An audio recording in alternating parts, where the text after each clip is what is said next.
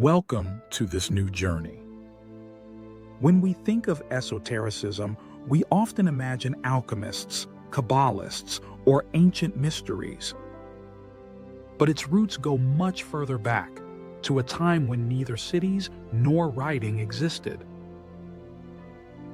Today we travel back tens of thousands of years to the heart of prehistory, to discover how the men and women of the Paleolithic and Neolithic eras laid the foundations of the first esoteric experiences. Shamanic rites, nature cults, and symbols that still speak to us today. Let's imagine being in the Paleolithic era. Life was harsh, marked by hunting, the fear of predators, and the mystery of the seasons. Life was harsh, marked by hunting, the fear of predators, and the mystery of the seasons. In this context, every natural phenomenon becomes a sign: the setting sun, the waxing and waning moon, the migrating animals. Primitive humans did not yet distinguish between reality and the sacred. Everything was intertwined in a symbolic view of the world. Thus, what scholars call sympathetic magic was born. The idea that by drawing an animal on a rock or performing a ritual gesture, one could influence hunting and survival. Key famous paintings of Lascaux or Altamira were not simple decorations, but true ritual tools. In many communities, the figure of the shaman appeared, a man or woman who, through dances, drums, herbs, or states of trance, entered into contact with the invisible world.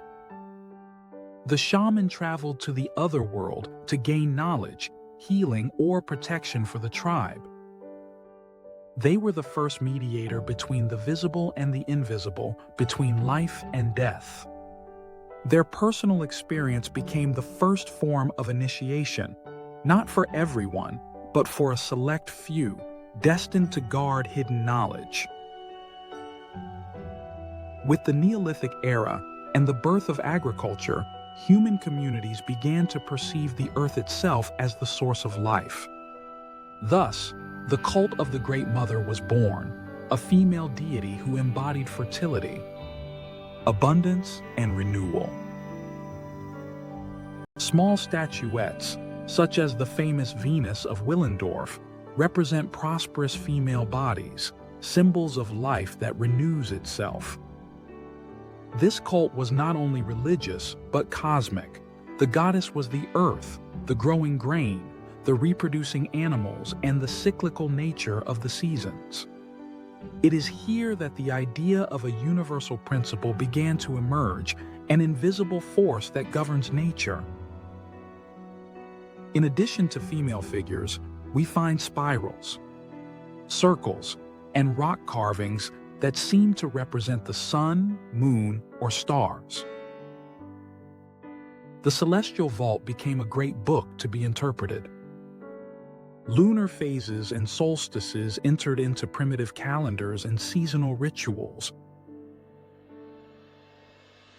This was the first sacred astronomy, which in the following millennia would lead to the great mystery religions and astrology.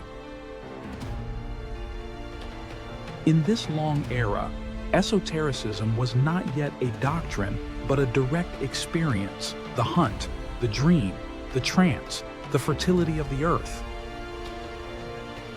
The men and women of prehistory sowed the seeds of what would become, millennia later, esoteric knowledge.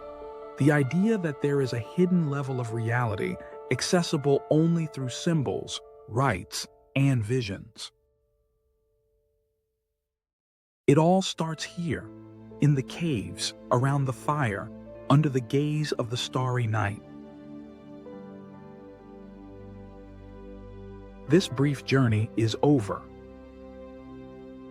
If you like this video, give it a like and share it. See you soon.